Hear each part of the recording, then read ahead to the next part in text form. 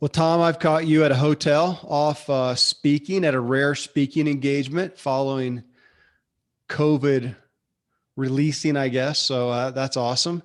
And I'm going to surprise you here. So, what I did is I played a clip. Everybody's just heard it from your dear father. And it was about kind of a story about a guy making lower grades, kid in school, football player comes and says, "Hey, for everybody who increases and does really great, I'll take him out to dinner." That gives the guy the motive, and he changes his life, changes his grades, his performance, changes everything. But then the message that your dad gave is he changed who he was hanging out with. So we've all heard that story, and that's what our focus is going to be. That's what I want you and I to dig into.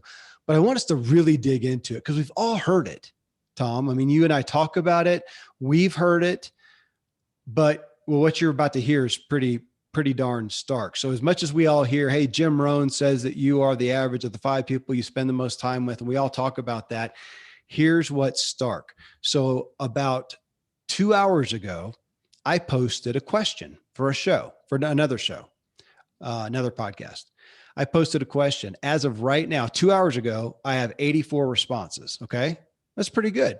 You know, a lot of times there'll be 20, 50, 80, maybe sometimes more. So it was good. So here's a question I posted yesterday, about 26 hours ago, coming from this message your dad just gave. How many people in your daily life inspire you to better yourself in any way? And I also said, feel free to tag and thank them. I really expected that everybody would jump forward and go, "Oh my gosh, I want to tell everybody who inspires me in my actual daily life," and tag them. I thought it'd be a really kind of a cool thing and, get us some PR and everything. Tom, it's been 26 hours. I got one response. One response. And it was actually from a guy who knows me, and he just said it was me that inspires him. So I'm used to posting questions. People are used to me posting questions. I'm used to getting 10, 20, 30 in the first hour. This one I just did, I got 40 in the first hour, and now it's already gotten past 80 in 2 hours. How many people in your daily life inspire you to better yourself in any way? Basically got 0. And that's scary to me because people respond to what they want to respond to on Facebook, what they've got something to. Everybody wants to not brag, but they want to, they want to talk about encouragement. They want to talk about exciting things in their lives. And for nobody to put it there, it belies what we know is happening out there, but it's pretty stark to see that nobody came forth. And I'm afraid it's because now, and I guess we have to give a little bit of, I don't know if we should give credit to COVID. I mean, I know that's isolated people. But I mean, somebody on my list is you. At least once a week, you and I do this, and we haven't seen each other in person in, I don't know, 2 years. Yeah. I'm going to lay that on you right there. Give me your thoughts as I surprise you with that.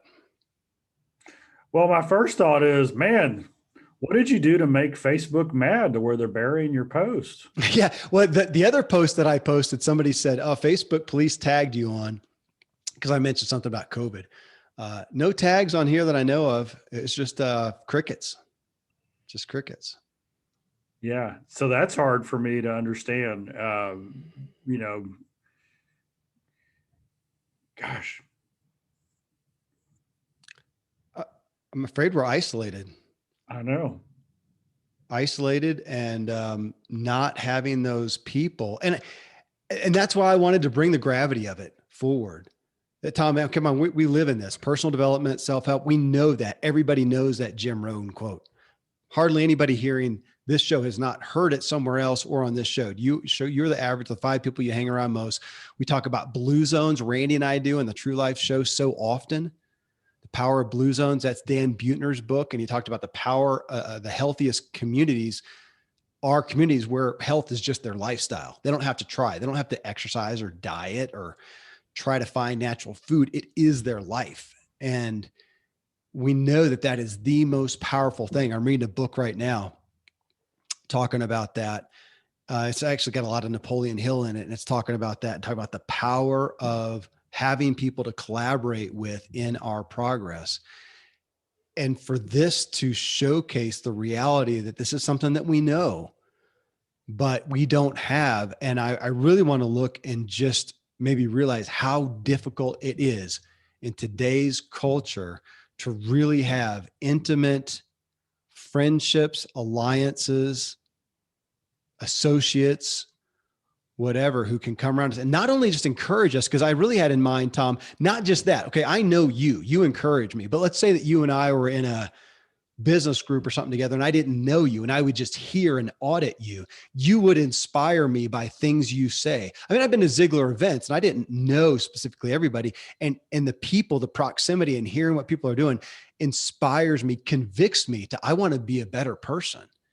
And so even to be amongst that, even if you're not bosom buddies with somebody, to not, that means people aren't being part of groups online or offline where they're going and they're getting to hang around people who are, I was about to say better than they are. I don't want to say that. As an athlete, that's what I wanted. As an athlete, I don't want to go out and train with all the guys I'm better than.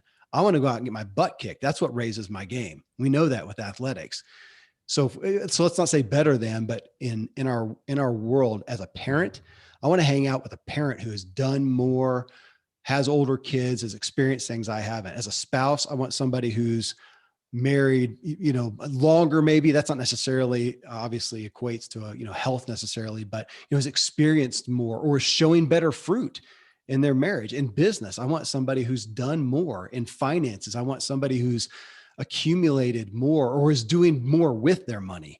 I want people who have gone, I want yodas and senseis and whatnot. And I think what we're hearing is people don't have that. And I don't have a ton, Tom. I don't have a ton. I don't have a Ziglar wall of fame, a Zig Ziglar wall of fame with how many do you have on there? 26 or 28, something like that. I can count them when I get to the office. I mean, those are people he was pretty intimately involved with at least for a period of time, right? Yeah, most of them, well, he had family members and lifetime friends, but a bunch of them were seasonal. They were in his life for a season, Mhm. really inspiring and encouraging him, or some of them even challenged him. But his wall of gratitude was, these are the people that he was grateful for making a difference in his life. Some were mentors, some were friends, some were family, but they all stepped in. Some of them, not really even friends, just a couple of employers who, just took an interest in his success. And, but I think maybe the common thing here is accountability. They all held him accountable to, hey, you can do better, right? Or you were made for more. So inspiring and accountable. I'm still kind of reeling on the Facebook thing because I Mhm. know the traction that your questions get.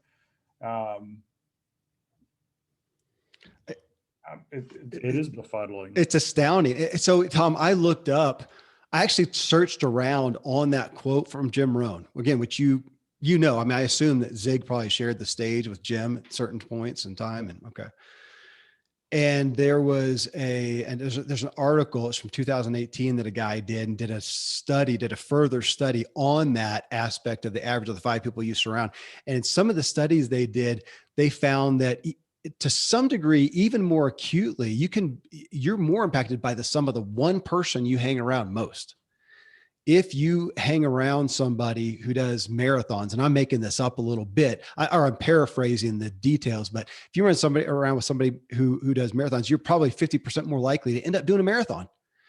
It cited negatives, and it said specifically on the aspect of weight. If you person you hang around most is overweight, and it was something like 50%, 56% higher chance of becoming overweight that we become. And we want to think that people become who we are. And it's probably somewhat of an equal morph, but that with personality styles, you often have somebody who's a little more of a leader influencer, and that tends to kind of spearhead the relationship. But, that's focused again on the power of who we are around. But I'm wondering if what this is showing us is that so many of us, there's nobody else there.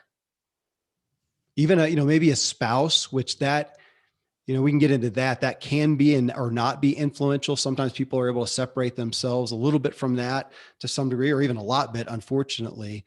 But to realize that the majority of people are going out into the workplace and they're around some people, but they're not around any one specific person, which shows you why they're coming, I guess, to podcasts and books. And I want to talk about that. But as you know, man, that is different than Tom Ziglar being face to face with Bob Bodine and talking about realities of life, parenting, being a spouse, finances, being a businessman, being a spiritual leader. I mean, he's one of or your main guy, isn't he? Yeah. And, one of my favorite quotes of his is that a true friend knows the words to the song of your heart and can repeat them back to you when you've forgotten them. Mm. And to me, that's just a powerful, powerful quote. And so when I look at the way you pose that question, there's really kind of two categories of people. One is that true friend category, and this is rare. And all the statistics echo exactly what we're talking about right now. By the time a man is in his 60s, no friends, right? It's isolation. It's family. It's the routine. And I'm different. Not that you can't have friends in your family, but you're just not making time for that. And so there's that kind of relationship. And Bob talks about 12 friends, 3 best, 1 closest, right? So you have a closest friend. And of course, that's modeled off of a little bit what Jesus did, right? He changed the world with 12, and one of them wasn't very good. That's true. Right. That's true. But you've got to be intentional and declare your friendship and go out and seek them.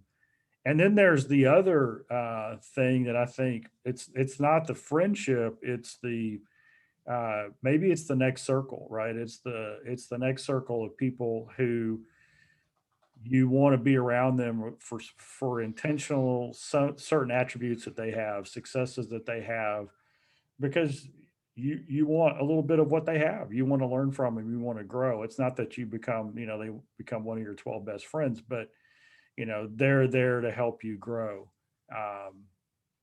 And people in our community at Ziglar, our coaches are in the inner circle with Howard Partridge. We get to know each other, and as much as people come for what we provide from Ziglar, the reason I think they stay is they develop these friendships with other people on the journey of life with them. And there's that kind of mutual respect and admiration for each other. They hold each other accountable. They call each other up when big events happen or when they're down. And so that's interesting. I hope it's a Facebook anomaly and it just got skipped through the algorithms. I do too, Tom, but I'm afraid it's not. And I am not, I'm not dissing it or talking down to it. Again, I feel like it really speaks to the gravity of this issue when we have the people that we revere and respect and we're listening to and we're following, and they, like Jim Rohn, like Zig Ziglar, like you, talk about the power of having these people in our lives. And then we realize when we look at our own lives that we don't have those people by far and large. What a significant gap. So what can you do about it? So you talked about, let's call it level 1, is that literal person in your life for you, Bob Bodine. For me, I've got my closest one, of course, is Randy James, Dr. Randy James. And he and I generally 4 or 5 days a week, we spend time together talking about life, literally on the back deck over lunch, talking about life. It's been one of the biggest gifts to my life for years. Well, gosh, for as long as I can remember, actually 15, 20 years now. Every week I get together with someone or someone's. Generally, it's been an average of 3 different guys. And we get together and just talk about like what's happening in our marriage as a parent, kind of what's the predominant, what we generally look at is what's the main thing on your mind right now. And it may be a work thing, it may be a spouse thing, maybe a parent thing. It's usually those. So the personal friend thing, level 1. Level 2, I'm going to paraphrase what you said, is kind of the associates, people you may associate with, you get to rub shoulders with, may not be a super intimate friendship, but that's still a personal friendship. Then the third one is probably the place, and this is what I assume cut everybody off, because I said, how many people in your daily life inspire you to better yourself in any way? And I phrased it in a way that made it feel like I think face to face, one on one, and people did not showcase that. What people tend to have is that voice out there, the podcast they listen to, the book they read, the blog they read, the whatever they tune in, YouTube that they turn into, which I don't want to downplay that either, but I still wonder if we're missing the opportunity or the depth of that by the fact that we take in so much new information constantly and we don't stick on the same thing. Because if we go back to the Dan Miller, my dad, or as you and I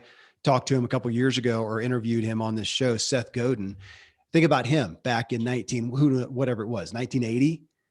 And both those guys cited times when they were down on their luck, in essence.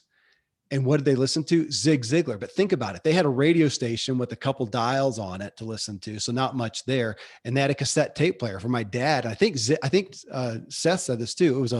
It wasn't even a car cassette player or 8-track. It was on the seat next to him. And as they were going about trying to do their work, they were pumping this information in. It was one person, Zig Ziglar. Yeah, I mean, maybe they had some other tapes too, a Brian Tracy or something like that, Dale Carnegie. But they were listening to these things and they're listening to them over and over and over. So imagine the programming that getting in a car and for an hour a day, 2 hours a day, 3 hours a day, listening to the same message by the same guys over and over and over, like Seth Godin did 80 times over, 70 times over, whatever, until the tapes ran out and he had to buy another $200 set of tapes.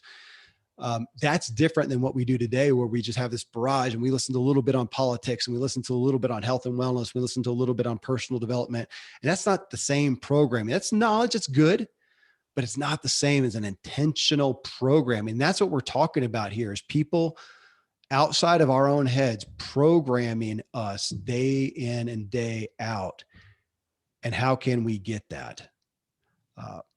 I really want to talk on that a little bit, Tom, because I looked at, there is personal, there's podcasts, there's books, there's online groups, there's masterminds, there's coaches, consultants, and counselors. And I'm going to hold it up. I know you and I have done that again. And I want people to hear this is not a bias. Yes, you can go to Ziglar and get coaching and consulting. They're not a counseling center, so they're not that, but there's a lot of places you can go get that. If you cannot find anyone to pull into your life to have as a guide, a counselor, a mentor, I'm going to say, go pay for one. Go find somebody, go find a business coach that has gone before you and done more, that can lead you and showcase something. Chances are, if they've had success, find one that's also having success in their marriage. And as a parent who goes deeper than just, business coaching, which again, Ziglar does, but wherever you're going to get it, find somebody and pay for them if you need to. Because I'm saying right now, man, if you do not have that and you're there, just you in your own head, and even you with the information that you're gleaning out here, but it's just you bringing it in and dealing with your own head, you're just at a deficit. Doesn't mean you can't be successful, right, Tom? But the stats are the stats. Yeah. So I'm going to put something out there, and so in the new book that I'm working on, that's going to be coming out at the end of the year, 10 leadership virtues for disruptive times. I have in that book a coaching model, which is a coach leadership concept where a leader needs to be a coach leader. And so here's the question: who do we spend the most time with day in and day out? It's the people we work with. It's just the fact of the reality. If you work in an office, you're spending more time in conversation and in relationship with those at the office than you are at home. The remote situation over the last year has changed a lot of that. So here's the question: if your leader, if your boss, if your manager, if the person you report to, if they communicated to you daily, hey, I want the best for you, I want you to grow, and I want you to do well, not just in your career, but in your life, because I know that if your quality of life is good, your quality of work is going to be good, right? I mean, that's kind of like a fact. We know that now, that the better somebody's quality of life is, the better their relationships are, the better things are at home, the better their health is.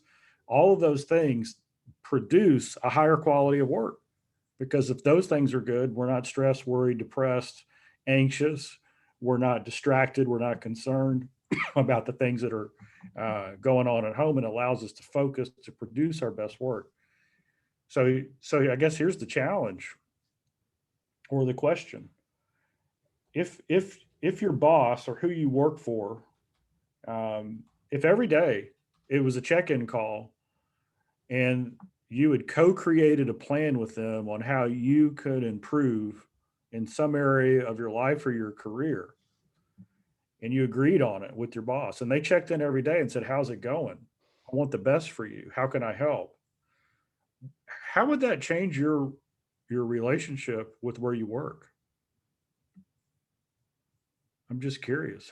Would that revolutionize work if the person you spent the most time with at work, could be your boss, sat down with you once a week, once every 2 weeks? How's it going? And then on a daily basis, hey, I know you're working on this. Fill me in.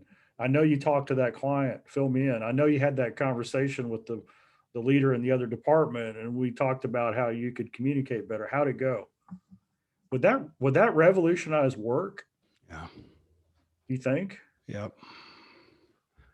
I do. It got me thinking about, I haven't talked about this in a long time, and I'll admit I have not been involved personally, but if you go to SCORE, have you ever been involved with SCORE, Tom? SCORE, the organization. I don't think so.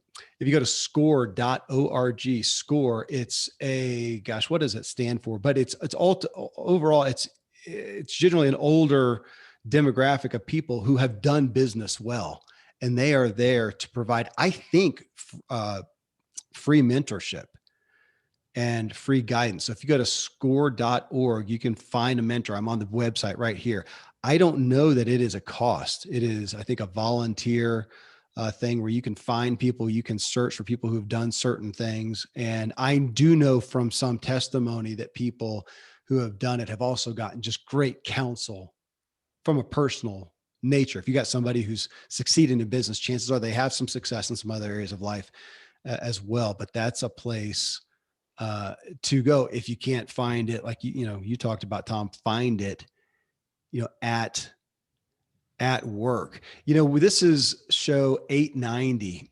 And Tom, I did confirm having Mark Victor Hansen on the show. It'll be show 895, I believe. And his book, he and his wife, Crystal, the book is Ask. And it's all about ask. So you guys can look forward to that in episode 895 coming up. And it's ask. And it's really them just on a gracious soapbox of saying, folks, we have got to ask, step up and ask. Find somebody in your church, in your local business community, go around and audit people, and then ask for help, ask for counsel, ask for guidance. People aren't asking anymore either. So when you see that person out there and think, oh, I'm sure everybody wants their attention. Everybody in their business does, but there's not many people, maybe none, asking them, hey, will you just give me some guidance, some counsel? Tell me how you did what you did. And it's about ask for their opinion. Tom, I don't know about you, but I get stuff online, but I don't have a whole lot of people in my personal life say, hey, can I just pick your brain? Can I ask? I think most people think, oh, everybody asks. And so a lot of people then don't. But to join groups out there, join a chamber group, or Tom, in Dallas, Texas, at Ziglar headquarters, every Monday you have isn't it just an open devotion? Open devotion. It's on Zoom right now, but we're probably going to be starting back up in July. But yeah, people have been coming for years, every Monday morning at 7:30 a.m. What an incredible chance to sit down, listen to people, go up, shake somebody's hand and say, yeah, I heard that you did X, Y, Z. Can I buy you a coffee? Can I get 20 minutes and just ask you how you did that and hear some of their story? But we'll be hearing more and more about asking, but getting a part of groups and just offering anything you can, not your advice, like you've got it all figured out, go in there. But if you know tech stuff, listen to the questions and the needs out there. I'm a part of different groups. And a lot of times I come in and I'm a part of them just to ask questions, like on podcasting. Hey, folks, I keep getting stuck outside of my studio. What do you recommend for a to-go opportunity? And what a great chance for somebody to give me great counsel and then also to ask my advice or to offer me something. Either way, it's amazing how little it doesn't happen. Tom, I do want to say something on the third, I don't know, what do you call it? Not third party, but the non-personal information. If we're listening to podcasts and books and things like that, of course, we have so many people who cite, see you at the top, change their life. They never met Zig. He didn't know him personally, and it changed their life. But to think about that again, that it was probably a repetitious, well, isn't there a number you guys play with of how many times, like 16 times or something? 16 or 17 times. The 17th time is when it really, really sinks in, when you know it and you know it, where you can repeat it, you can complete the sentence, it's sunk in, the essence of it. And I know people who will listen to certain audio recordings every month. Yeah. I talked to somebody and they listened for 1 month, they listened to it every day. It's like a 45-minute presentation, like 30 times in a row. And then they do it once a month the rest of the year. Yeah. I mean, that is cementing something in. That, I think, yeah, programming, that is hardwiring something in. So to think again about the stuff that we listen to, are we just listening to the next new best thing? One, two, is it really teaching us, or is it, it's informing us, entertaining us, it's interesting, it's knowledge, but is it really teaching us? Are we really learning a different paradigm shift there? And are we listening to people whose habits, characteristics, character, achievements we really want to emulate? Because there are some people out there I know who are knocking out of the park that have good business acumen, they've got good motivation, but they're not people of high character and moral quality. And they're entertaining. And I see that I've got some big numbers there, and I'm not downplaying them. I wish I had their numbers. I wish I was as entertaining as they are.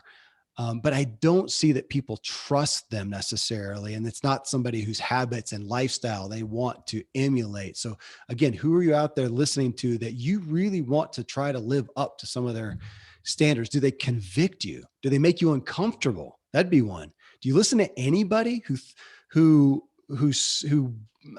stretches your envelope a little bit? Or are you just listening to people with confirmation bias that are just saying the things you already believe in? Let them step on your toes. And are you listening to some humble people too? And are you being humble? Going back to ask.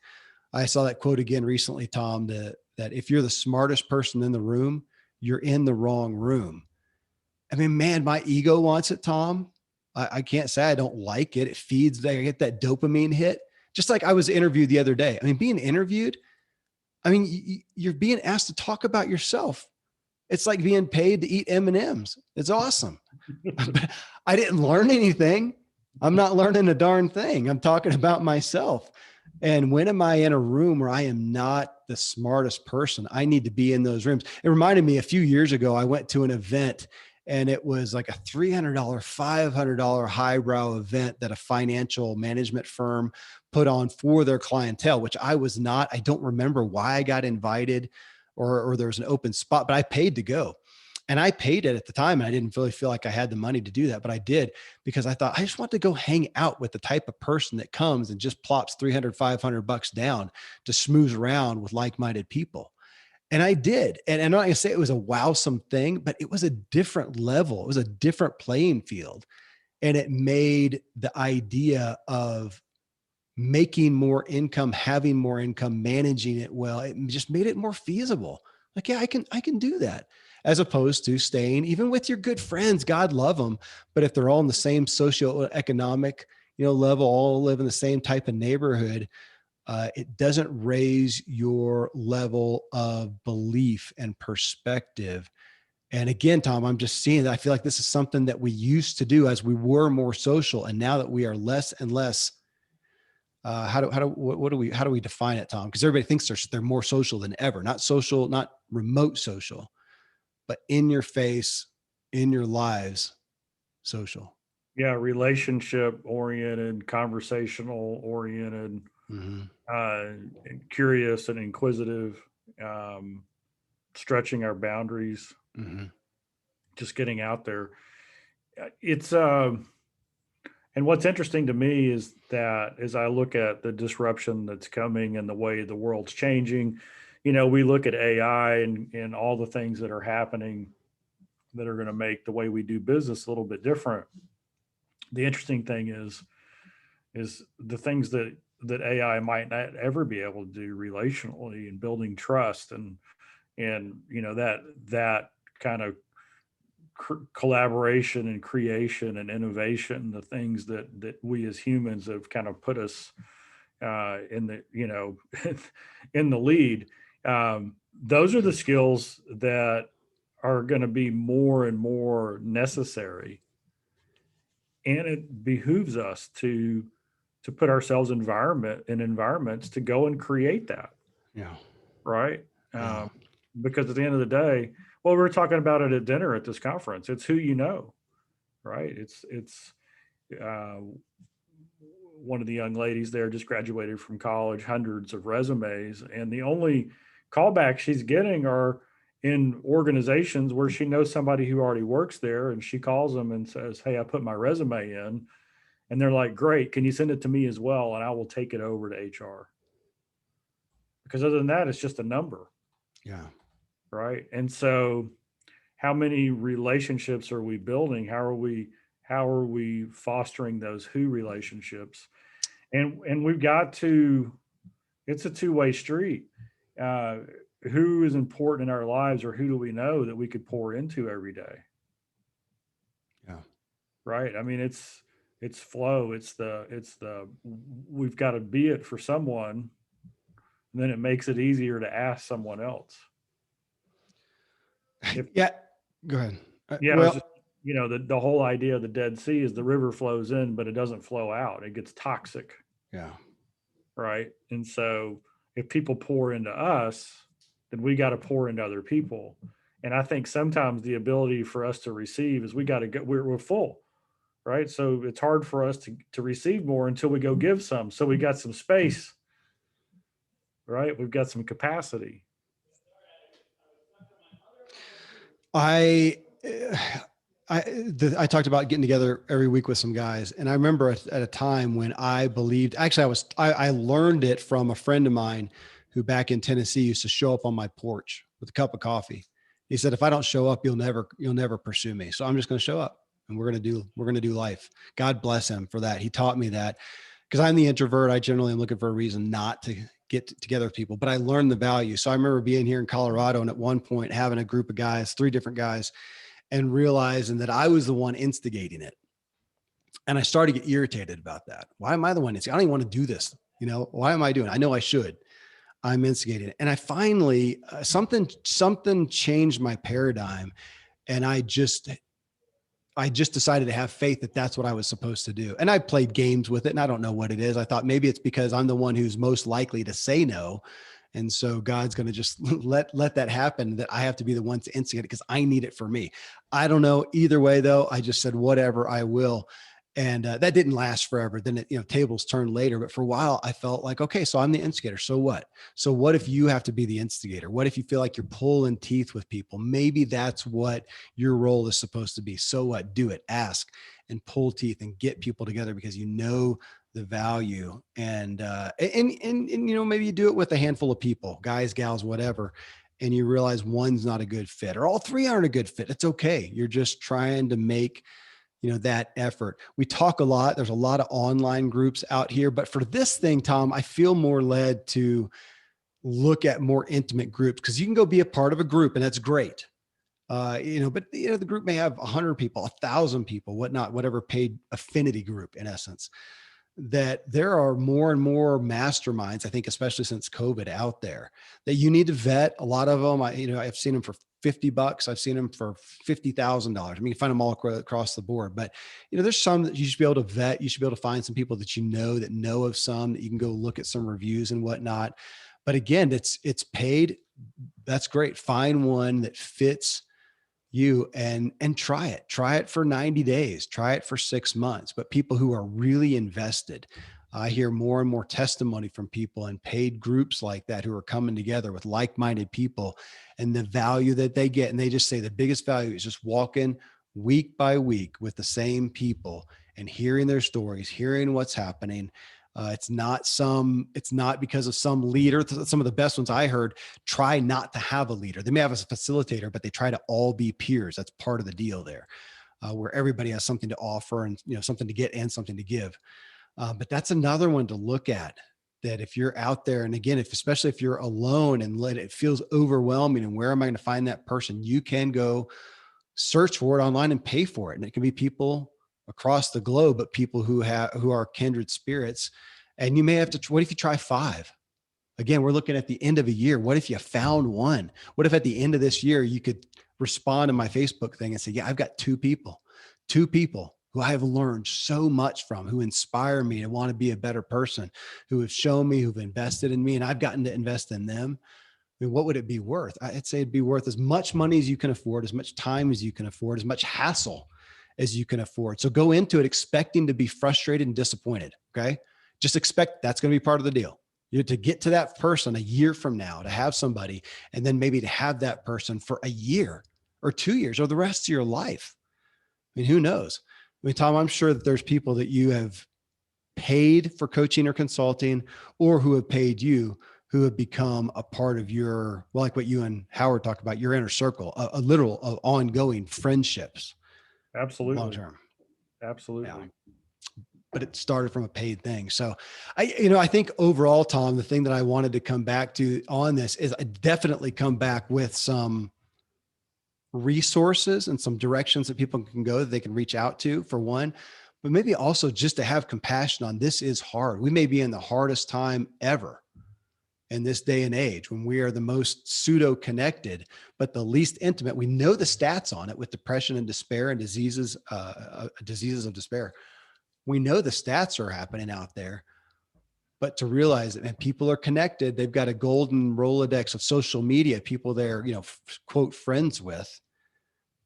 But how many people can they, like my dad would say, how many people can you call up at 10 o'clock at night and say, man, I'm in trouble emotionally, physically, financially, whatever, that you can call and say, just, if nothing else, can I just get a hand? Now, my dad goes further and says, who do you have on there that you could, if you needed $10,000 at 10 o'clock at night, that would be there to help you out. Who do you just have that you could just call? And I've got a short list, Tom. Mine's not super long. Mine's not, I don't know if I thought about it. It's not, I probably wouldn't have 20. I don't know. Maybe I do, but it's not just, it's not some huge list. We're not talking about 100 people. We're not talking about 50 people or even 20 people. I think most people will be blessed to have, do you have 3 people who've got your back? Man, it's going to take an investment, and maybe to realize that if you don't have that, you're obviously not alone. Join the crowd, the unfortunate crowd. So what's it worth to a year from now have one person, Tom? One more. Yeah, it's priceless. Or one at all. Yeah. Yeah, and I'm wondering, how many would you feel comfortable calling, and how many would say, "How come you didn't call me?" Hmm. Because I think Yeah. that whole idea of ask is, I think there's a lot more people who are willing to help than we just don't ask. Yeah. I, I, It's one of those games. Hey, let's do it. You go first. yeah. Part of the book that I just, or part of my book that I just submitted, I go through an aspect and talked about the deathbed regrets. I can't remember the author of this one specific book. She's Australian. And I don't know, the third, fourth regret, whatever, is I regret not keeping up with my friends. And I thought about that, because really my list of people to call up like that, I do, if I start to think about it, I do have a decent list, but some of them I have not touched in 2 years, some of them even longer. And 2 touches would give us both that another person on that list to reconnect with somebody who, as you said with Zig, it wasn't a forever person. It was a season. It was a person for a season, but it was significant. Man, I have people significant in a season. If I reconnected with them, I could reconnect with all of them in an hour phone call, and we'd be back. And I'd have that person again, that I could continue to nurture that relationship and have that list of people who would be, I've got their back, and that they've got my back. Cause I bet they're in the same place. They've lost connection, and they're there. How can we rekindle those, the ones that we did have? That's another one. I guess we didn't talk about that. That's another one to think about, through the people that you have been close to. Can you go reconnect? Even if you go and say, man, I'm just realizing, I listened to this show about having people who've got your back and having people you're connected with, people that inspire me. You inspired me. I know it's been 5 years, but I'd love to get your inspiration again. Can we connect via Zoom or whatever once a quarter? once a quarter. There was a game, there was a movie. I don't know if I would necessarily recommend it. It wasn't, a super moral movie, but the concept was great. I think it was called Tag, something like that. It was Yep. based on a true story of five guys. They're old guys now, and every year they all show up, or what is it? Boy, they have to find each other and surprise each other and tag you're it. And it's been going on for 40 years. And it's such a great story of just, it kept them connected. And they would orient a part of a week or whatever out of their year to go and tag one of their old buddies. And that is so great. I really felt a little sad with that, because I thought, man, there's guys in grade school I could be doing that with, that I don't even know where they are anymore. I don't even know. I mean, maybe I could go contact them. How cool would that be? Well, there you go. We got our marching orders. We got our marching orders. Yes, we do. I do. I want to reconnect. I want to connect more with this. It's convicting. I'm so grateful, Tom, like you, for the people like you that I have in my life, that I get to see your handsome mug every week, and we get to talk, and we do a show like this and talk about real things. And so often, you and I know a couple of weeks ago, man, for like an hour and a half, we talked about, I don't even remember what it was. We went off on a tangent and talked about life. And it's every week. And sometimes I don't think about the gravity of that, the gratitude. So I'm grateful for you, for having you in Grateful. my life in that. And I wish that for others. So we'll keep talking about this. And I hope that it gives you some hope. Tom, thanks, brother. Thank you.